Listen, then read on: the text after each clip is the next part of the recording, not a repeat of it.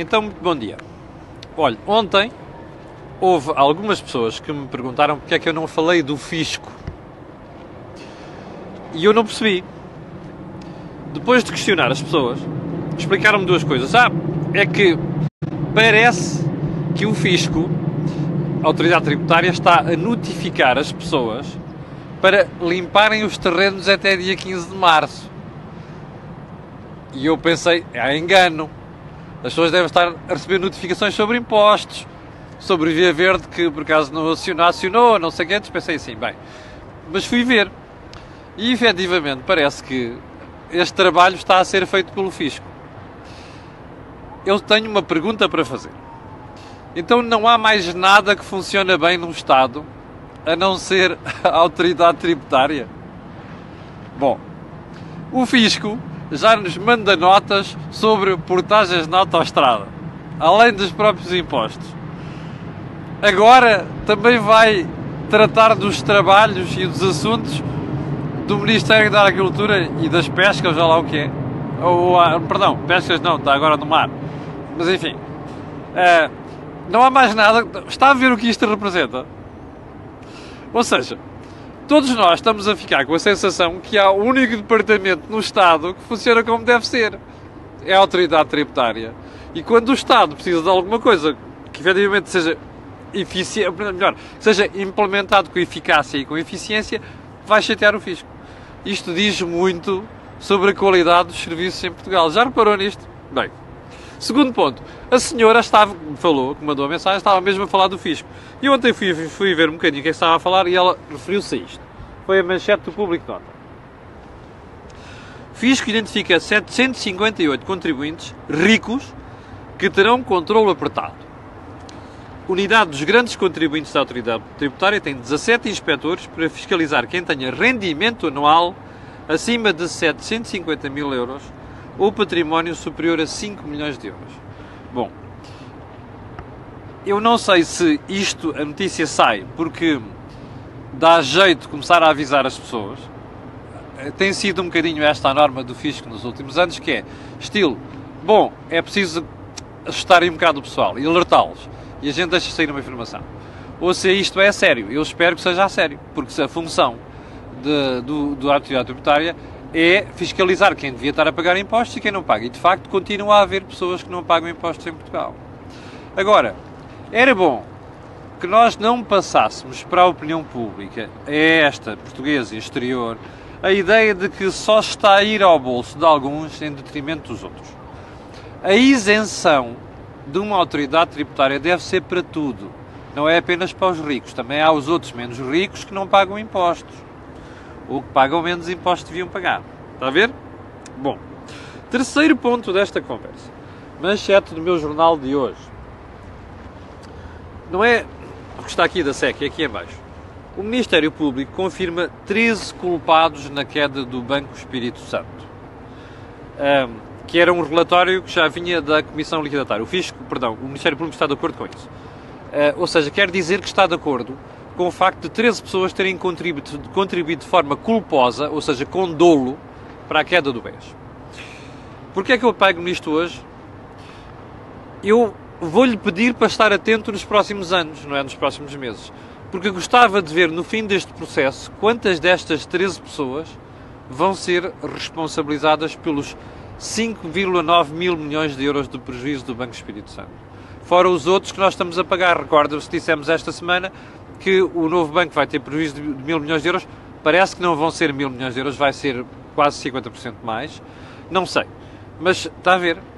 Eu espero que você esteja atento, porque gostava de ver no fim deste processo quantas pessoas é que vão ser responsabilizadas por isto.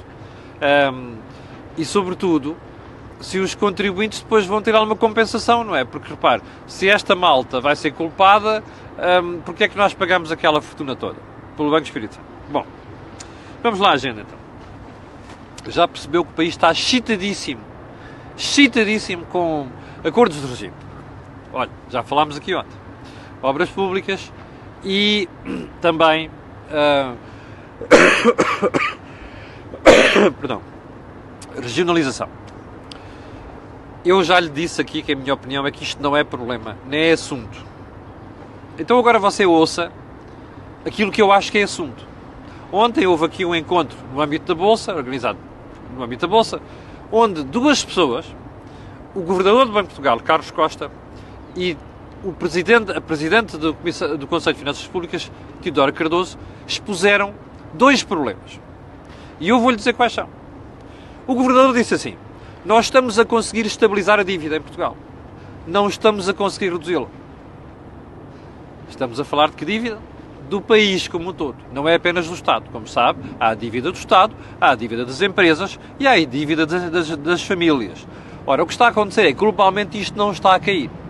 E o Governador alertou para o problema. Atenção, este é o momento certo para resolver isto.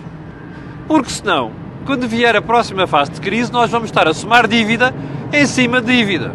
E como vocês já sabem, qualquer pessoa percebe isto. Quando as taxas de juros começam a subir, esta história da dívida depois começa a ter um peso cada vez maior.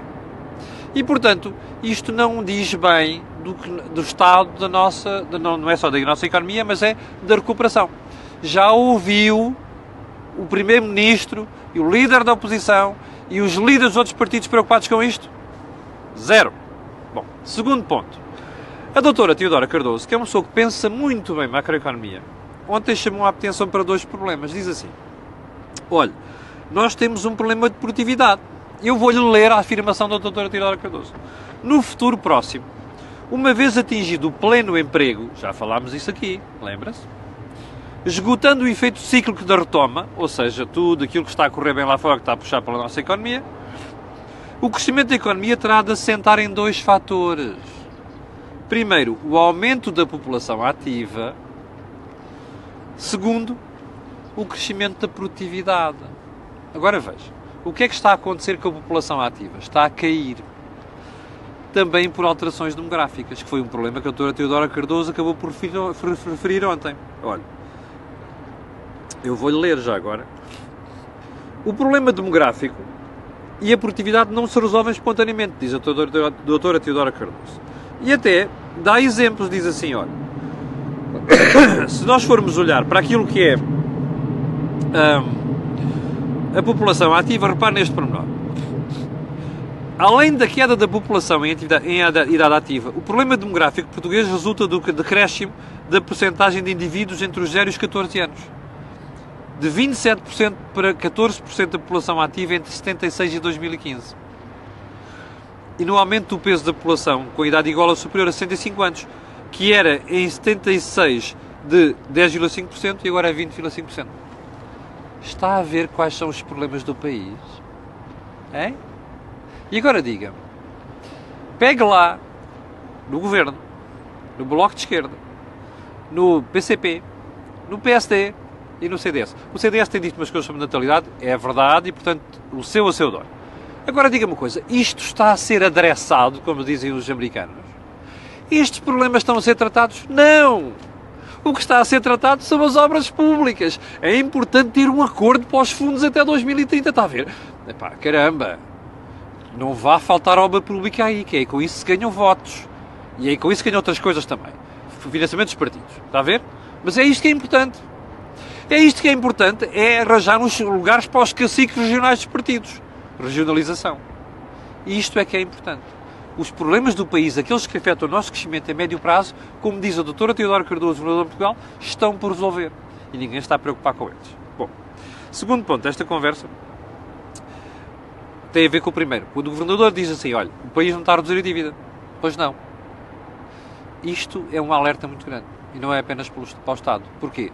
Porque quando isto começar tudo a subir e a correr mal, e há de correr mal um dia deste, não é isto, é a economia em geral, não estou a falar de Portugal, a gente vai andar aqui ao tio, e depois vai regressar a conversa, é preciso uma ajuda aqui, é preciso uma ajudinha ali, olha, e não sei quantos, a malta está falida, o pessoal não consegue pagar juros, a malta não consegue pagar prestações, está a perceber? É esta a conversa que a gente vai ter de volta nessa altura. Bom, terceiro ponto da conversa de hoje. Eu estou estupefacto. Eu ontem abri os jornais e digo assim, Durão Barroso violou aquilo que prometeu à Comissão Europeia, não fazer lobby. E pensei, o que é que este indivíduo fez? Querem ver que o tipo realmente se descuidou? E depois comecei a ver as notícias e há uma senhora, uma Margarida Silva, uma miúda, do Corporate Europe Observatory, que veio dizer que Durão Barroso violou aquilo que tinha prometido, que era não fazer lobby. E depois fui à procura do que é que ele fez, afinal, não consegui perceber. Porque a senhora diz que ele se encontrou com o senhor comissário Jiri Katainen, da Finlândia, num hotel ao pé da Comissão Europeia, e pediram as informações, e a Comissão Europeia disse que ele disse que sim senhor que se encontrou, mas disse que não se lembra, aliás, não tomou notas, e que apenas foi beber uma cerveja. Deixa-me só dizer uma coisa. Eu não sei se o Durão Barroso, eu até vou buscar aqui as afirmações da senhora, que é para não haver dúvida. A opinião, na altura, como sabe, quando Durão Barroso colocou isto à Comissão de Ética da Comissão Europeia, eles acharam que, pronto, que a ida de Durão Barroso para a Goldman Sachs não era um problema. Bem, mas agora a senhora diz assim: ficámos um bocado chocados porque recebemos a resposta e os documentos, mas não havia qualquer referência à reunião com o Barroso. Bom, o Sr. Katainen disse ontem que afinal não houve reunião nenhuma, ele foi beber uma bejeca, uma cerveja com o Durão Barroso. Até pode ter ido falar de meninas, está a perceber? Eu não faço ideia, eu não estive lá no meio. Não faço ideia. Agora, o que eu acho espantoso é como alguém diz que um fulano violou um código de ética sem apresentar provas da conversa desse fulano com o indivíduo a quem supostamente iria fazer lobby. Está a ver? Ou seja, eu não sei se o Durão Barroso foi tomar uma bejeca, não sei se foi falar da alma miúda, não sei se foi falar da família, não sei se foi falar dos amigos ou do raio que o parta. Não percebo. E, portanto, o mínimo que eu posso fazer como cidadão é dizer assim: desculpe lá, o senhor falou mesmo disto ou de outra coisa qualquer. Agora, se eu não tiver provas, eu não posso acusar aquele senhor de ter feito lobby, portanto ter violado uma promessa, está a perceber? Bom, a menos que, enfim, qual é a prova disto? É a bejeca? É a cerveja? É a conta da cerveja? Quem é que pagou a cerveja? Foi o Katainen, não foi o Durão Barroso? Como já percebeu, isto não é assunto feito desta maneira. Eu repito, eu não sei se houve lobby ou não. E se houve, eu serei o primeiro a dizer Durão Barroso violou, não podia ter feito aquilo. Agora, o que eu quero dizer aqui é o seguinte: isto não é justificação, está a ver? Isto não é matéria. Esta senhora, que é uma miúda, que não tem provavelmente experiência de nada, estar a fazer acusações desta maneira, isto é um insulto à inteligência de qualquer um. Se ela tem provas, deve avançar com elas, que é para nós julgarmos se o Durão Barroso, com provas, violou ou não aquilo que prometeu à Comissão de Ética. O resto é sinal dos tempos, está a ver? É aquilo que nós vivemos. É populismo, é estupidez, é disparate em toda a linha. Bem, eu vou ficar por aqui. Hoje já não vamos fazer mais nada. Amanhã vamos de voltar com o Think Tank. Não se esqueça de pôr aí um gosto e fazer partilha nas redes sociais. Muito obrigado e até amanhã às 8 da manhã.